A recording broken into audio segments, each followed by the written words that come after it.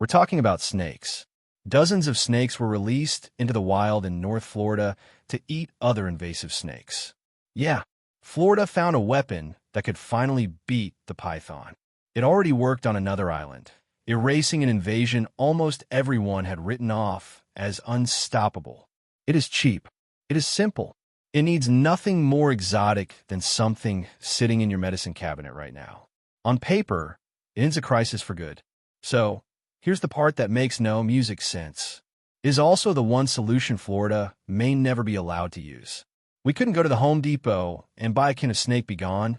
Music, and just figure out what the right dosage was to kill it. We didn't have those tools. Not because it would fail, because of what else it would kill. And that twist is the reason this story does not end the way anyone expected. The unbeatable snake. Let me give you the numbers first, because the numbers are the part that quietly broke everyone's faith in the obvious approach.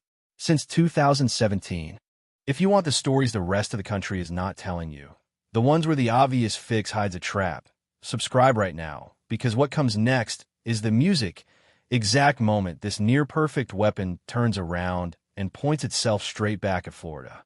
The pill that kills, it is a painkiller.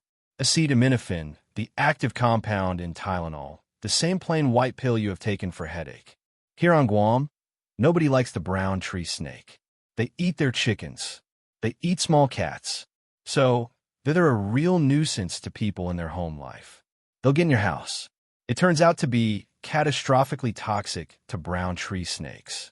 A dose of only about 80 milligrams, roughly a quarter of a child's dose, is enough to kill a full-grown one. The snake's liver simply cannot process it. It shuts down. That is the whole secret. But you cannot exactly scatter pills across a jungle and wait. So, here's the part that sounds invented. You load that 80 milligrams into a single dead mouse. You attach the music mouse to a little cardboard fin and a paper streamer built to catch in the upper branches. And you drop it out of a low-flying helicopter so it hangs there in the canopy, right where the snake hunts, instead of falling uselessly to music the ground. Hundreds at a time, drifting down into the green on their little streamers. The music, strangest snowfall you will ever picture. And before you decide that it's too strange to be real, understand that it already is. United States, Music Department of Agriculture wildlife scientists developed and tested this on Guam, and federal regulators formally, Music, approved acetaminophen as a weapon against the brown tree snake back in 2003. Crews have run the aerial drops more than once, releasing batches of baited mice into music-targeted jungle as part of a multi-million-dollar program. In the treated zones, snake, music, numbers fell. What makes it almost elegant is how cleanly it targets.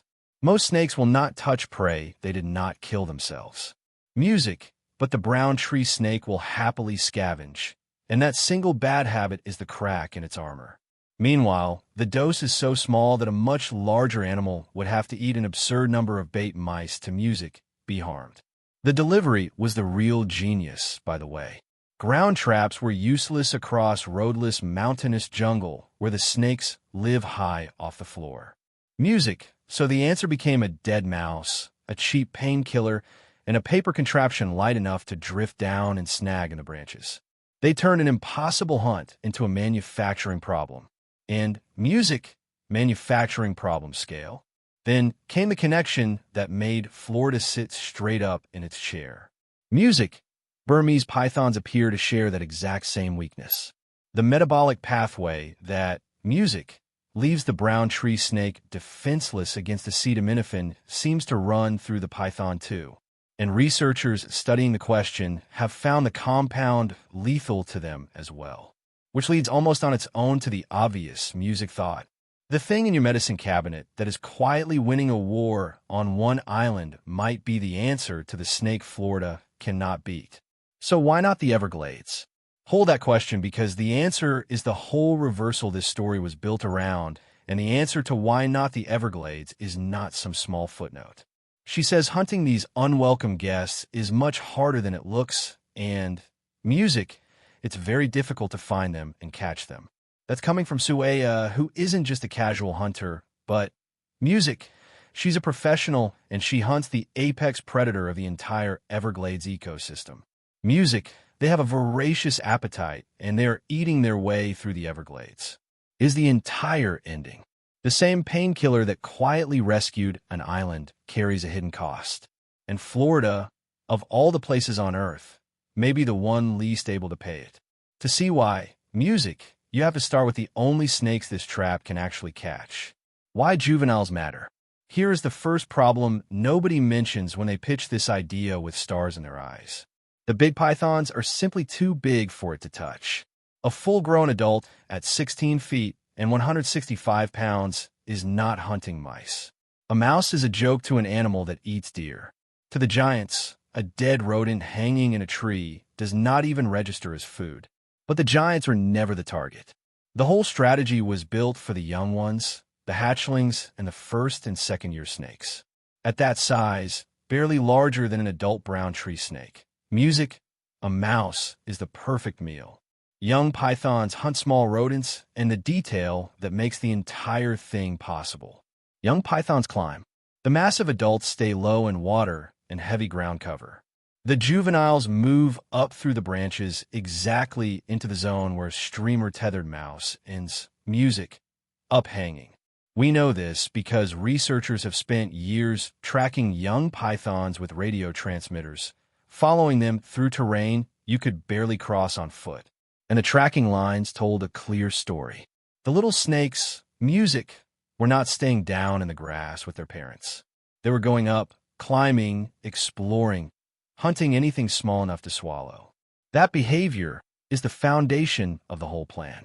The bait is built for the size and the habits of a juvenile. And the juvenile is wired to chase exactly what is being offered.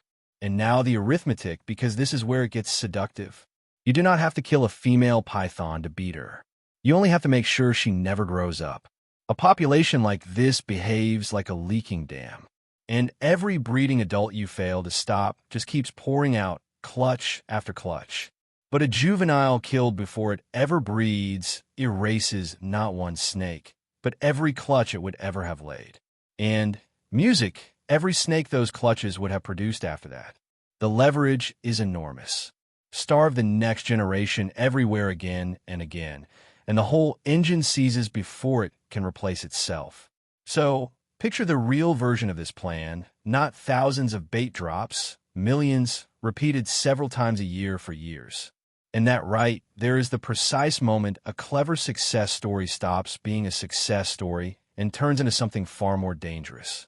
Because the same scale that beats the python is the scale that drowns an entire wetland in poison. And you cannot have one without the other. The domino effect.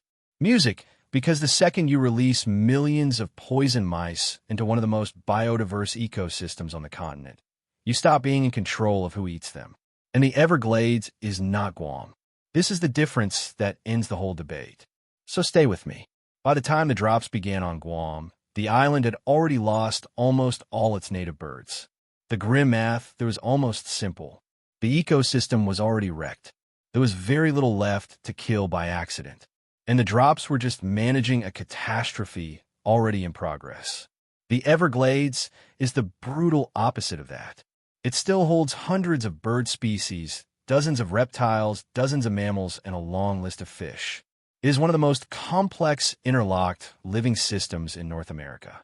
And acetaminophen does not read labels. It does not care that you bought it for the python. Start with the animals already on the ropes. The raccoons and opossums whose numbers have already crashed by 90% under python predation. Those are rodent eaters. To them, a dead mouse lying in the grass is not a warning. It is dinner.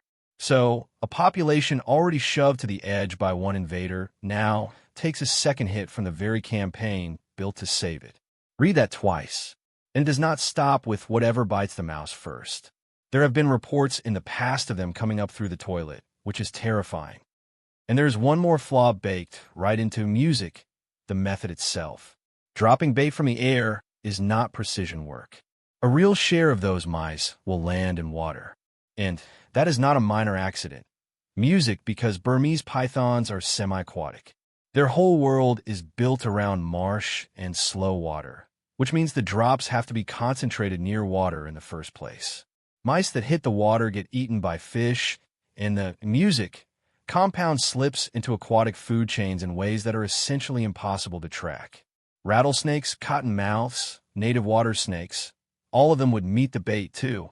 At music, the scale this plan needs is not a small disturbance to an ecosystem. It is a years-long chemical campaign poured again and again into a wetland already running on empty. And if you think the science is the hard part, wait until you watch Florida try to tell the public any of this. Where Florida stands. Because Florida has done a version of this dance before, and it did not go well. Back in the early 2020s, a biotech company got approval to release genetically modified mosquitoes in the Florida Keys. The science was sound. The modified males carried a self-limiting gene that quietly collapses the disease-carrying population without spraying a single chemical, and versions of it had cut mosquito numbers dramatically in trials elsewhere. Music, and the public reaction was instant and volcanic. People packed meetings holding signs that read "Franken Mosquito." Lawsuits flew. Town halls turned into shouting matches. When a study suggested some modified mosquito genes had turned up in wild populations overseas, that headline outran the careful scientific rebuttal by a mile. And remember, that was a mosquito, an insect nobody on Earth mourns. And the public still shut the room down. So now imagine the announcement. Millions of dead mice laced with a common painkiller dropped from helicopters into the Everglades, where they will also be eaten by raccoons, panthers, eagles, indigo snakes, music, and the family dog wandering up to the tree. The meetings would not be orderly. The lawsuits would be drafted before the helicopters were fueled.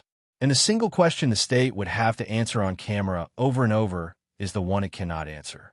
What happens to the last 120? Music, and right behind it comes a second question.